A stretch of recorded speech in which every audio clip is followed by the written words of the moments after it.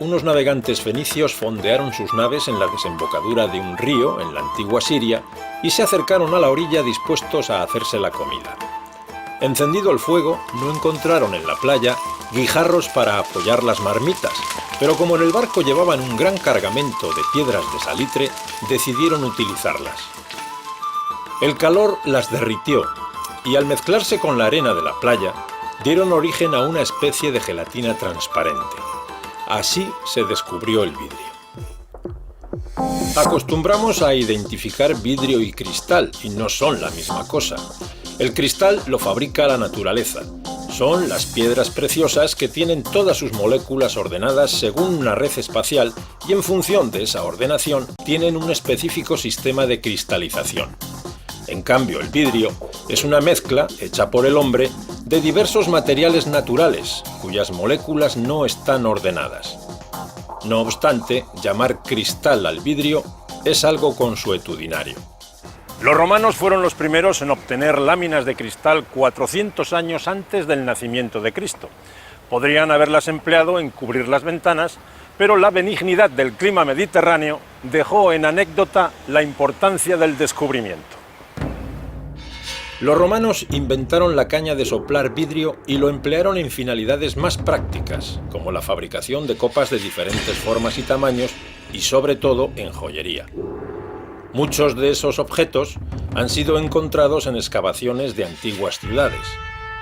Así que los romanos, por la sencilla razón de que no tuvieron necesidad de hacerlo, nunca fabricaron vidrio para tapar los huecos abiertos en las paredes. Esa utilidad se daría más al norte de Roma, en países germánicos de frío intenso, inhóspitos territorios habitados por pueblos que los romanos consideraban bárbaros. Al comienzo de la Edad Media, hacia el año 600 después de Cristo, el centro europeo de fabricación del vidrio estaba situado a orillas del río Rin. Su manipulación requería largo aprendizaje y gran habilidad. El producto obtenido era tan apreciado que el orificio del horno a través del cual el artesano realizaba el soplado, valiéndose de un largo tubo, se conocía como el agujero de la gloria. Los vidrieros recurrían a dos procedimientos para la obtención de láminas de cristal. El más empleado y difundido, aunque con resultados de inferior calidad, era el método del cilindro. Consistía en soplar sílice fundida obtenida a partir de arena, cantos de río o cuarzo para formar un globo que después se sometía a un movimiento de vaivén a fin de alargarlo y convertirlo en un rulo. A continuación se cortaba longitudinalmente y aplastaba hasta conseguir una lámina. La técnica de corona era especialidad de los vidrieros normandos. El artesano, al soplar la masa vítrea, le daba forma de globo achatado o corona e introducía una varilla de hierro macizo antes de retirar el tubo de soplado. El vidrio conseguido por este procedimiento era más delgado que el obtenido por el método del cilindro y solo posibilitaba la obtención de cristales de tamaño muy pequeño. Durante el medievo aumentó la demanda de vidrio para las ventanas de iglesias y catedrales. Los soberbios vitrales catedralicios hechos a base de pequeños pedazos de vidrio de colores, unidos por bordes de plomo, monopolizaron la mayor parte del vidrio laminado que se fabricó en el continente por aquel entonces. El cristal de ventana pasó de las catedrales a las iglesias y a las casas de los ciudadanos más pudientes. Después se hizo más asequible y su uso se generalizó.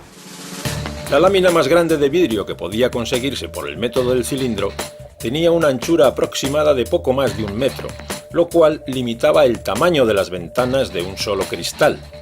Los avances en esta técnica durante el siglo XVII permitieron obtener piezas que medían casi 4 metros de largo por algo más de 2 metros de alto.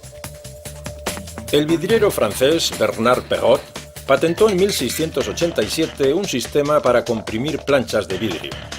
Consistía en verter vidrio fundido sobre una gran mesa de hierro y extenderlo con un pesado rodillo metálico. Esta práctica produjo las primeras grandes láminas de vidrio con un aceptable coeficiente de deformación. Con el tiempo, el cristal para ventanas se hizo a máquina, mediante el procedimiento de estirado vertical de la masa vítrea procedente de un horno de fundición. Los cristales para ventanas no tienen un grosor uniforme debido al proceso de fabricación y ese espesor variable distorsiona la visión de los objetos a través del vidrio.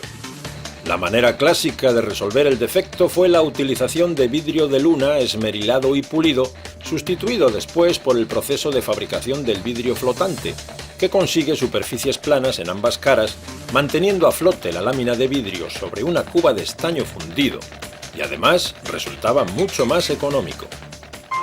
Pero como todo es susceptible de mejora y perfeccionamiento, desde hace años viene utilizándose el vidrio templado.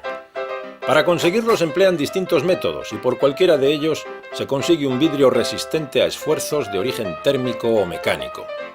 Estos son: el templado químico, que consiste en sumergir el vidrio en un baño de sales de fusión a una temperatura de aproximadamente 450 grados. A través de este proceso se produce un intercambio iónico. Tiene muchas ventajas, pero el inconveniente de que en caso de rotura, el vidrio se fragmenta de igual modo que el no templado, presentando aristas cortantes.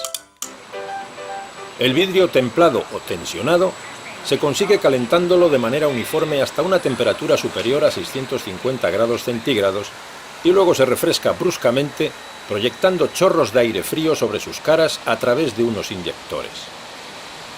Una vez templado el vidrio, cualquier operación que intentara realizarse en él lo rompe. Técnicas de fabricación posibilitan la utilización del cristal en particular y el vidrio en general en la decoración, el interiorismo y la arquitectura. Un tipo de vidrio distinto al templado es el termoendurecido.